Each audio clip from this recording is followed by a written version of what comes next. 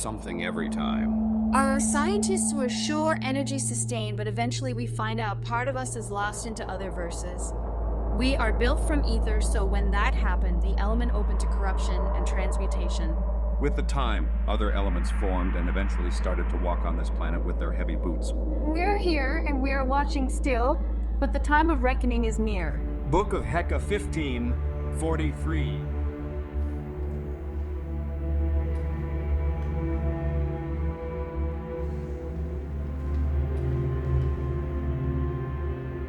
It is known our planet is traversing the space on the back of a big vertal called Randafal. It died eons ago, and since then the travel lost its planned course. We are not sure where are we heading. With the death of the vertal, its shell died with him. Shell built from the strongest known material, Balanus. Only our deepest minds are able to acquire it. These brave to venture there are our true heroes, Imperial University of Expeditions, Imperial University of Expeditions in Karakora. Written by Major Stephanus.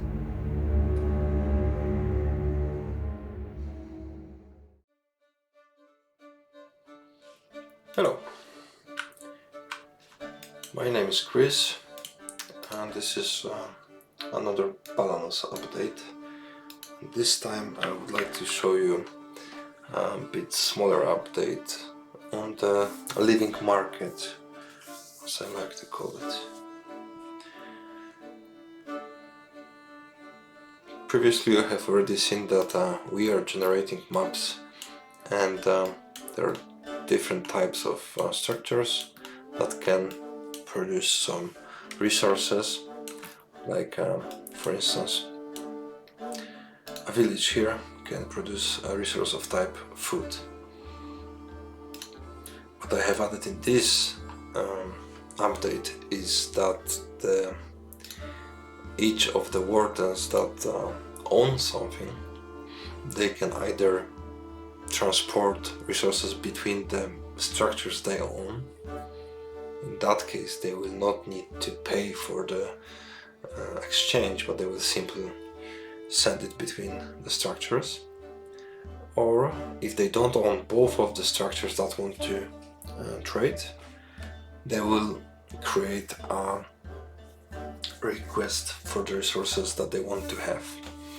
If other warden will be able to satisfy this request, then the exchange will happen, and both of them will send caravans with agreed resources to exchange. So as you see, the game is running for some time right now, and on the map there are already many caravans that are traveling between the cities, taverns and similar. You can see that this wooden piece, this is a current placeholder for the caravan, and each of them contain some of the resources. I mentioned that they can also transfer resources between their own structures. Then they will use the transport unit, which is this one, the smaller wooden piece. So if you see the transport unit, you would only see kind of one-way unit, the unit going one way from one location to other. There is no counterpart that is having the other resources. But for the caravans, you would always see the pairs of them. So there are plenty of resources that exist in the game. So it's not simple to just establish the prices for them. So I've created some sort of a system that is based on the gold value, and in the top here you can see that there are several types of coins. So the gold coins are the base coins that the others are identified from. So for instance, in my configuration of these all items, if I would want to say how much the food is, then I would define it in the gold standard. What you see on this page are a couple of different fields. So the top one is the kind of helper that player can use to understand the prices of different resources. So we can enter a raw value which corresponds to an artificial number, and if you could see, 1 gold coin is basically 10 of a raw value. So raw value is something that behind the scenes are used to translate between different prices. I don't use gold coins directly because I don't want to lose the float parts of the exchanges. So we use the raw values for it, and then it's being exchanged back to gold coins. So that's the top row here. We can also use any coins. For instance, you can check how much would we have of other resources if we would have 100 iron coins. So that's 800 raw value,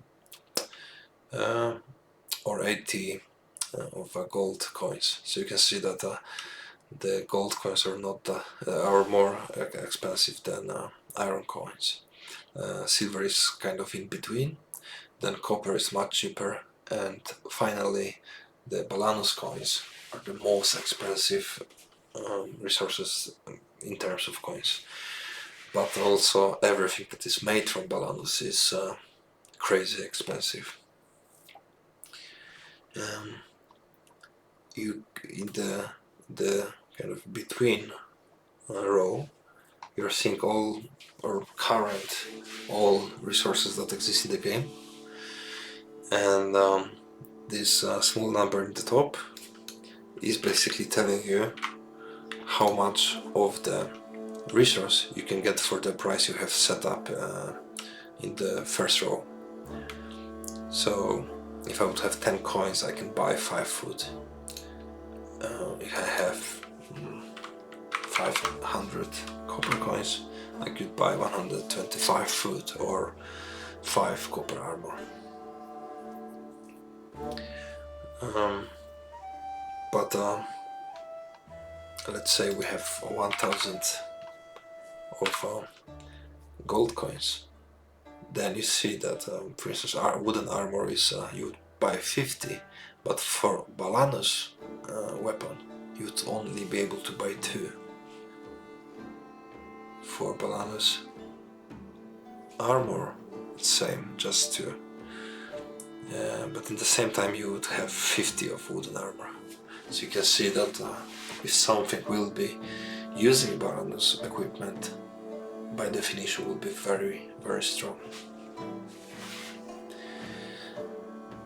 So that's the top number. What we see below is the base value of a single item, which is that resource, which means that 1 food, its base raw value is 20. And then we have a market value, which is more interesting, because market value changes based on the active demand and supply for this resource. You can see it's constantly changing.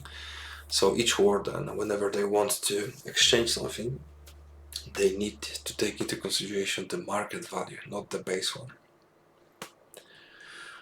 Which means, in short, if many structures would be selling food like it is in this or if many would be selling food, the market price would go down because the supply is high. In this case, there are structures that want food, but it's not available on the market, so the price goes up to compensate for lack of it.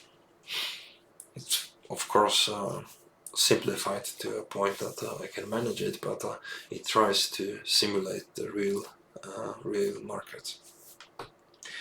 The market itself is in below. So those are the offers which are set by specific structures. So you can see that a structure, for instance, can set that they want to buy, let's say gold ingots, sorry, what they can, or here it changed already, what they have in offer to sell for it, it's an iron weapon. So in other words, this basically tells that this structure wants to sell iron weapon in exchange for steel ingot. You will see that some of the offers will have ore coins in the top. Ore coins basically means that if someone cannot provide you or provide the structure what they want to buy, they can also pay in coins. But sometimes it's not possible, like in here, because this temple wants to sell coins, so it doesn't want to buy coins in exchange. They want food, and that's what they want. So what you're seeing here is a way to create some sort of a flow of coins, as most of the resources can be sold for coins, and the coins will exist in the world. We will be able to exchange the resources, even though if the raw resources will not exist and not be able to be provided for the exchange. So that's one thing. The other thing is, you see that sometimes the requests are huge, like this one.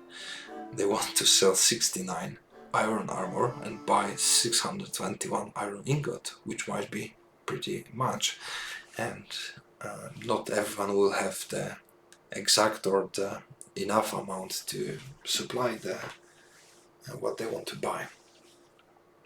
But that's fine, because it also these offers also accept partial transactions. So if someone, for instance, cannot buy 15 or like here 76 iron weapons, they also still can buy like 15, 20 or 25 and pay the equivalent of that amount. And whenever they will be counting the value of what has to be provided, they will use the market value from what you see in the top. This is not the excessive amount of resources that we'll have in the end game, because I'm still planning to add some. But at the moment it's enough to make it hard for me to maintain, but also to see how it kind of flows on the world. If we go back to the map, you will see that just few structures as we have here, there are not that many as you can see, can create quite a lot of traffic on the map. So at some point I might also consider that this might hit the optimization too big, and then we'll need to reduce the amount of caravans, for instance, by only allowing them to do it if the amount is big enough. But for now, this is a good way to test how they act, how they move. Is the game lagging a lot? Because sometimes you see the spikes where the pot finding is being used. But in general, it's working pretty fine. And you would see like in here that like a temple by default, they are not able to get coins or neither silver or gold, but they must have acquired them due to the exchanges. They generate gems from food, so naturally they will always want to buy food. That's another feature I have added this time, which is the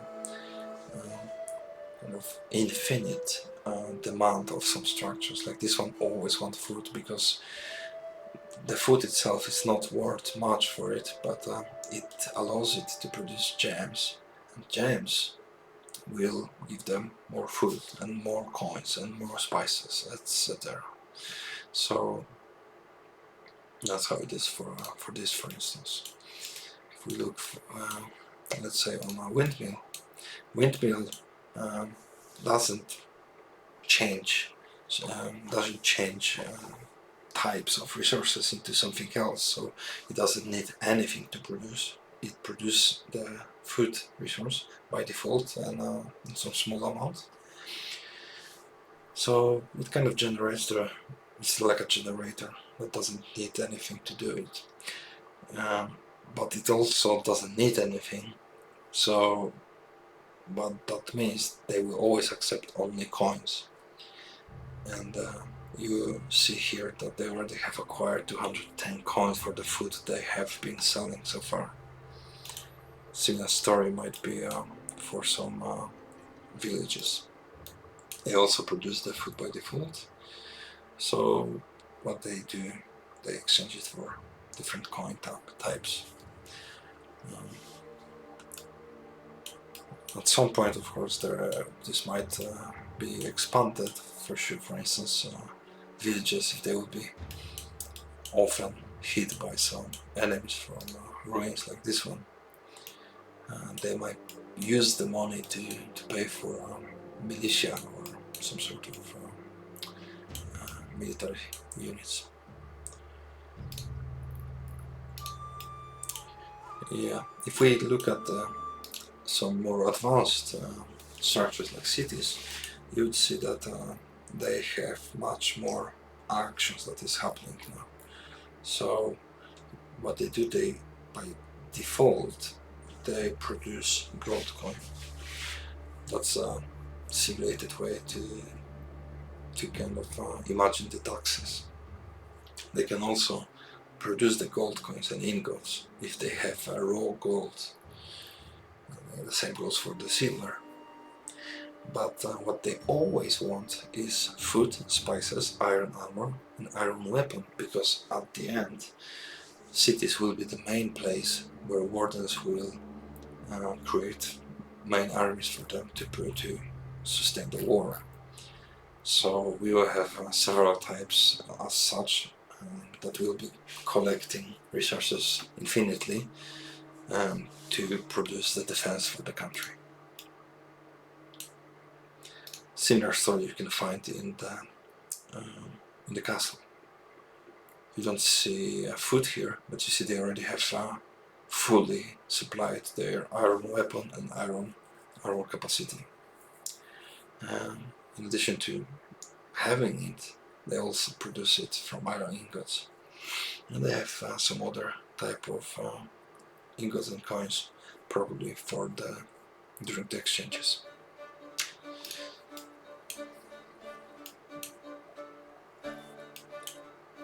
Yes, this is all for this update. The next time I'm planning on expanding the overview of the units on the map and the wardens itself. So what I'm planning to have is being able to select any of the wardens, ruler, or even gods. So if you're interested, stay tuned. Thank you for watching, and see you next time.